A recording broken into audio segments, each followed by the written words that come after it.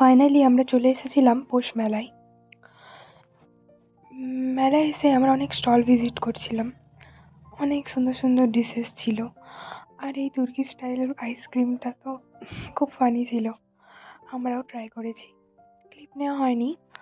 তো যাই হোক, এখান থেকে আমরা সোজা চলে গেছিলাম নাগরদোলনায় চাপতে।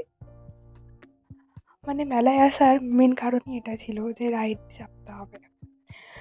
যদিও আমার ভয় লাগছিল, কিন্তু কিছু করার নেই। আমি আমার বান্ধবীকে বলছিলাম, ভয় খাস না, ভয় খাস না, কিছু হবে না। তো আমরা অনেক সাহস জুগিয়ে চেপে পড়েছিলাম। তো দেখো,